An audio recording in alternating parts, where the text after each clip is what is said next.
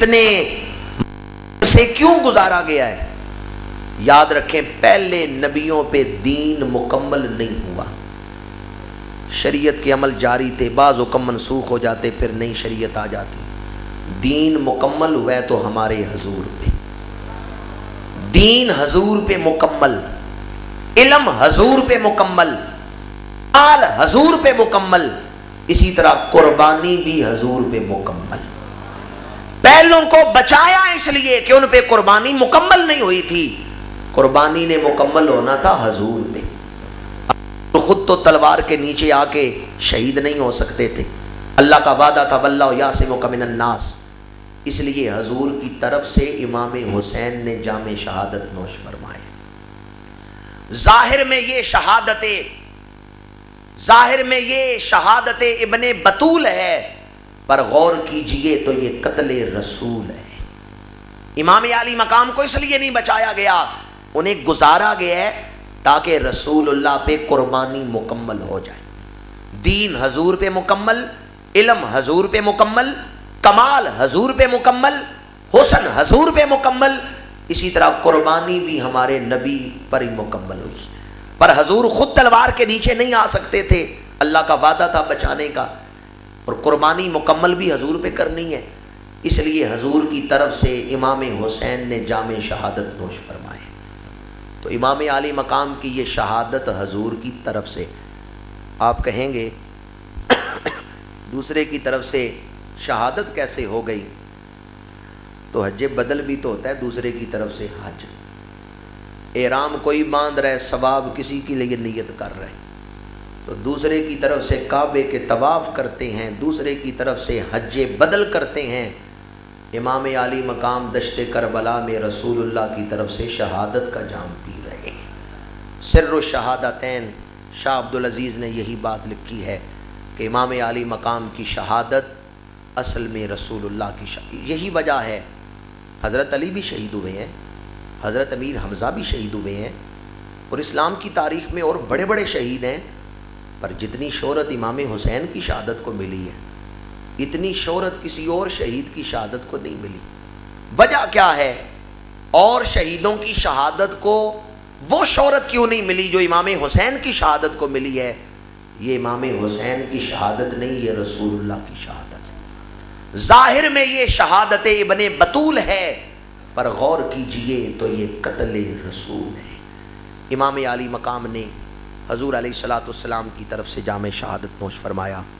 بعض لوگ یہ اعتراض کرتے ہیں کہ دیکھیں جی رسول اللہ نے بچایا نہیں تو تم پکارتے ہو یا رسول اللہ، حضرت علی نے بچایا نہیں اپنے بیٹے کو اور تم پکارتے ہو یا علی مشکل کشا، یا علی یادرکنی، حضرت علی مدد کرتے ہیں، تم انہیں مشکل کشا کہتے ہو، وہ اپنے بیٹے کو نہیں بچا رہے۔ میں کہتا ہوں وہ بچانا چاہتے تو بچا سکتے تھے، اور انہوں نے کیوں نہیں بچایا؟ وہ اس بات پر راضی تھے کہ شہادت کا جو اعلیٰ مقام انہیں مل رہا ہے وہ انہیں ملے، اس لیے وہ یہ دعا کر رہے تھے کہ پروردگار انہیں اس راستے پر ثابت قدمی عطا فرما۔ اس کا ایک التزامی سا جواب دے رہا ہوں کہ اللہ تو بچا سکتا تھا نا، تو اللہ نے کیوں نہیں بچایا؟ اللہ نے کیوں نہیں بچایا؟ وہ ایک عیسائی اور ایک مسلمان کی آپس میں بحث ہو گئی، تو عیسائیوں کا عقیدہ ہے کہ حضرت عیسیٰ کو صلیب پہ چڑھایا گیا ہے، ہمارا قرآن کہتا ہے نہیں چڑھایا گیا۔ ویسے عیسائیوں کا عقیدہ کیا ہے کہ حضرت عیسیٰ کو صلیب پر، وہ تصویریں بھی ایسے لگاتے ہیں کہ حضرت عیسیٰ صلیب پہ لٹکے ہوئے ہیں۔ ہمارے نزدیک حضرت عیسیٰ نہیں لٹکے، اللہ نے زندہ اٹھا لیا، لیکن عیسائی کہتے ہیں انہیں صلیب پہ چڑھایا گیا۔ تو ایک عیسائی مسلمان کو تانا دے رہا تھا، کہتا ہے دیکھو تمہارے نبی تو اپنے نواسے کو نہیں بچا سکے، تو اگر وہ معاذ اللہ اعتراض کرتا ہے وہ اپنے نواسے کو بچاتے، تمہارا اللہ تو تمہارے نبی کے نواسے کو نہیں بچا سکا۔ تو مسلمان نے جواب دیا، اس نے کہا اس وقت جو لوگ وہاں موجود تھے انہوں نے دعا کی یا اللہ نبی کا نواسہ بچا لے، تو اللہ نے جواب دیا میں اپنے نبی عیسیٰ کو نہیں بچا سکا، میں اسے کیسے بچاؤں؟ تو اس وقت وہ عیسائی کا منہ بند ہو گیا۔ اللہ چاہتا ہمارا عقیدہ یہ ہے کہ اللہ تعالیٰ بچا سکتا تھا، لیکن راز یہ تھا کہ دین مکمل ہونا تھا، قربانی نے مکمل ہونا تھا، اور شہادت کا اعلیٰ مقام امام عالی مقام کے حصے میں آنا تھا۔ امتحان میں بچہ جائے تو ماں باپ یہ تو نہیں کہتے بچہ امتحان ہی نہ دے، ماں باپ کہتے ہیں یا اللہ بچے کو امتحان میں کامیاب کر، یہ نہیں کہ بچہ امتحان ہی نہ دے۔ امام عالی مقام دشت کربلا کے امتحان میں جا رہے تھے تو رسول اللہ دعا کر رہے تھے مولا میرے نواسے کو کامیاب کرنا، اور وہ کامیاب ہوئے ہیں یا نہیں ہوئے؟ یزید کامیاب ہوئے کہ یا امام کامیاب ہوئے ہیں؟ امام عالی مقام کامیاب ہوئے ہیں، اور جب تک دنیا کا یہ جہان آباد رہے گا، اللہ اللہ کرنے والا کوئی شخص موجود رہے گا، رسول اللہ کی عظمت کے گیت گانے والا کوئی موجود رہے گا، امام عالی مقام کا تذکرہ محبت بھی ہوتا رہے گا۔ میں نے دشت کربلا میں شہادت امام عالی مقام تک آج آپ کے سامنے بیان کیا۔ کل انشاءاللہ العزیز جو ہمارا خاص موضوع ہے، کل انشاءاللہ العزیز شہادت کے بعد کے جو واقعات ہیں، 10 محرم کی رات اور 11 محرم کے واقعات، اور پھر کوفہ اور دمشق میں سفر کے جو پیغام ہے اور کیفیت ہے، وہ آپ کے سامنے بیان کروں گا۔ اور پرسوں جمعے والے دن، محرم کی کیا تاریخ ہے جی؟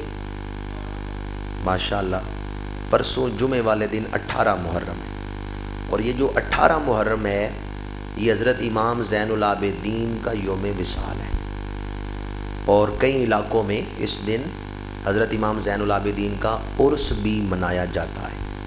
حضرت امام زین العابدین کا جو یوم وصال ہے وہ 18 محرم ہے۔ تو پرسوں انشاءاللہ العزیز امام عالی مقام کے پیارے صاحبزادے بیمار کربلا حضرت زین العابدین کا صرف تذکرہ کروں گا، اور ان کی شخصیت، ان کا کردار، ان کی عظمت جو ہے وہ آپ کے سامنے بیان کروں گا۔ اور کل کربلا سے جو واپسی ہے، اس میں جو مدینہ منورہ تک ساری واپسی کی جو عظمت ہے، اس میں جو پیغام ہے وہ، اور پرسوں چونکہ عرس بھی ہے حضرت امام زین العابدین کا، کئی علاقوں میں یہ عرس منایا جاتا ہے۔ اس ناچیز نے 18 محرم ڈسکا میں بھی ایک عرس مبارک ہو رہا ہے، باڑے والا میں پیر سید سخی حسین شاہ صاحب کاظمی سید ہیں، ان کے آستانے پر، وہاں بھی عرس مبارک میں شمولیت ہے۔ تو 18 محرم کو میں آپ کی خدمت میں یہ گزارش کروں گا، ویسے تو آپ اختتامی دعا کریں گے 20 محرم کو، اختتامی ختم جو پڑھیں گے وہ 20 محرم کو، پر 18 محرم جمعے والی شام ختمات شریفہ پڑھ کے، درود شریف پڑھ کے لائیں، تاکہ ہم حضرت امام زین العابدین رضی اللہ تعالیٰ عنہ کی خدمت میں ایصال ثواب کر سکیں۔ اللہ تعالیٰ آپ سب کو اجر عظیم عطا فرمائے، اور ہمیں شہدائے کربلا کے نقش قدم پر چلنے، ان کے مشن سے وفا کرنے کی توفیق عطا فرمائے۔ آمین ثم آمین، وما علینا الا البلاغ۔ اللہ علیکہ یا